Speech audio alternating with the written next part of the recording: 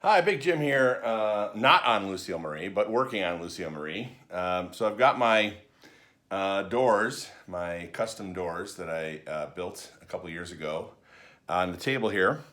And what I'm doing is they were showing a whole bunch of weathering because the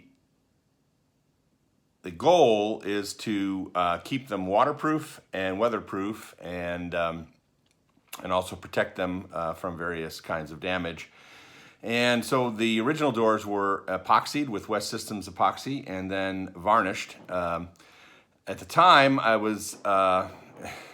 It took a long time to get the doors finished because I had to keep starting over. I did them at least about 4 times. So these doors are very expensive. They cost about $200 in total because each set of doors cost about 50 bucks each.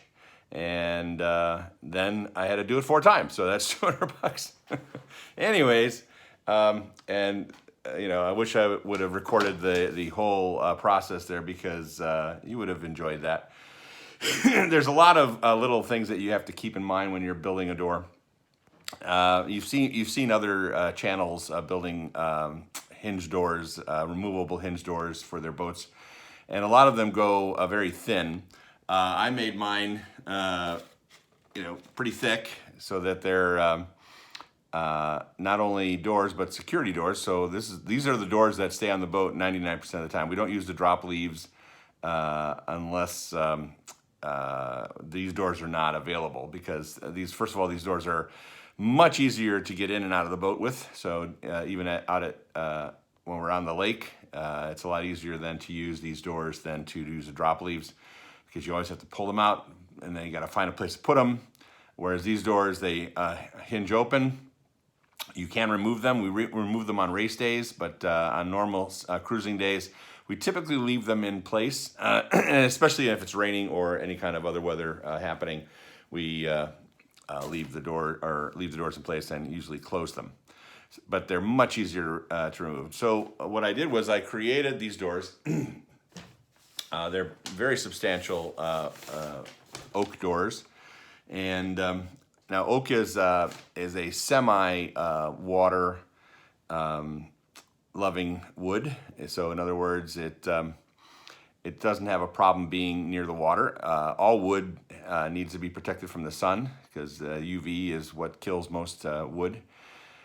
The teak drop panels for the doors, of course, are 40 years old and very weathered. Sanded them down at least twice since I've had the boat and oiled them. But the oil lasts maybe a month at the most. You got to keep doing it. Now, the other option is varnishing. The problem with varnish is you've really got to keep up the varnish. Oil is real easy because you just simply douse it with oil again and you're back to normal. But if you're using varnish, you've got to keep that varnish. If you let the varnish degrade, then you have to start from scratch and sand it all down and start over again. So that's the hard part. And these doors were varnished, but they also I didn't put enough varnish on. So let's put it that way. So the typical, if you watch a lot of woodworking, they go between 5 and 8 or more coats of varnish on a job, and they do that for indoor furniture and things. So outdoor furniture and outdoor items probably need at least 8 coats of varnish to make them last longer.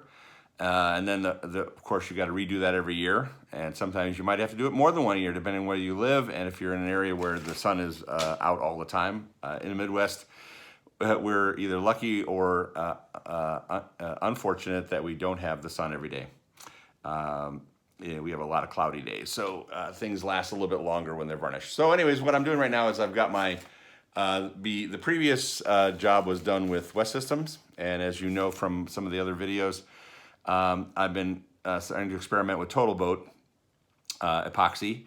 Now they both offer similar properties and similar capabilities and things like that, but I was kind of disappointed my last go round with West Systems. As you know, gluing or epoxying, if you want to call it that, some furring strips to the interior of the boat to attach my my new PVC headliner, and now the mahogany slats that are going into the fore cabin.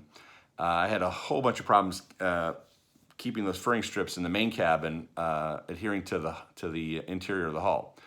Eventually, I finally contacted West System, and they gave me a bunch of advice about how to use it. I've talked about that several times, just in case you haven't seen those videos.